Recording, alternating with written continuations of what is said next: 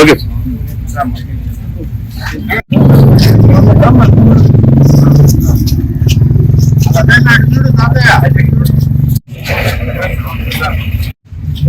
Okay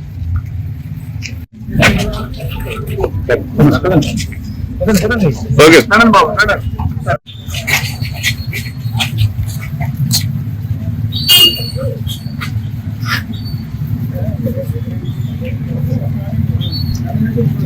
ఈరోజు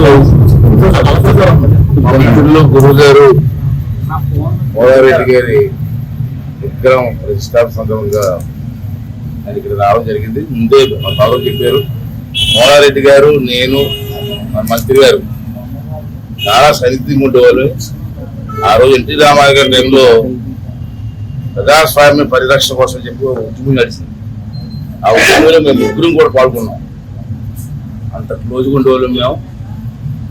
అటువంటి మహా వ్యక్తి కార్యక్రమం రావడం అదృష్టంగా బాగా రావడం జరిగింది.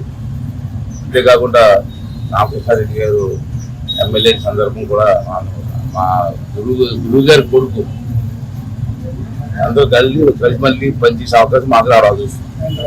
ఈరోజు ఇంతగా మంచిగా చెప్పారు, సమర్థవంతమైన ప్రభుత్వం ఉంటే కార్యక్రమాలు ఎలా జరుగుతాయి అన్నది ఈ పెన్షన్ కార్యక్రమం. చంద్రబాబు నాయుడు గారు వస్తే పెన్షన్లు కూడా ఇవ్వలేరు అన్న మాటలు మనం విన్నాం కదా గతంలో. చాలా సందర్భంలో మరి మాకు గత నెలలో సుమారు 7,000 రూపాయలు మనిషికి ఇచ్చి మనకి ఇంచుమించు 1.5 రోజుల్లో సప్లై చేసాం. ఆ రోజున ఏమన్నారంటే వాలంటీర్లు లేకపోతే సప్లై చేసే అవకాశం లేదన్నారు. వాలంటీర్లు లేకపోతే సప్లై చేసే అవకాశం లేదన్నారు. అంటే 1.5 రోజులు కంప్లీట్ చేస్తాం. ఇంకా మినిస్టర్ చెప్పాడు మాట ఎంత విచిత్రం ఏంటంటే ఈ రోజు మళ్ళీ రెండో నెలలో ఇంచుమించుగా 64 లక్షల మందికి 44,82,000 మందికి పెన్షన్ స్టార్ట్ చేసినారు కదా, 4,000 రూపాయలు మనిషికి. ఇప్పుడు ఈ టైం ఏంటంటే 9:30 అవుతుంది, 97% అయిపోయింది. ఎవరు చేయలేరు, కష్టం అన్నారు కదా, చాలా మంది విమర్శించారు కదా. అంటే నేనేమంటానంటే ఈ సందర్భంలో దీని ద్వారా సమర్థవంతమైన పరిపాలన ఉంటే ఇది కార్యక్రమం తీసుకోవచ్చు. ఈరోజు నష్టపోయిన రాష్ట్రాన్ని కాపాడు కోసం పార్టీలకు అతీతంగా అందరూ కూడా పనిచేసి నష్టపోయిన రాష్ట్రాన్ని కాపాడుకోవాల్సిన అవసరం ఉందని చెప్పి నేను భావిస్తాను.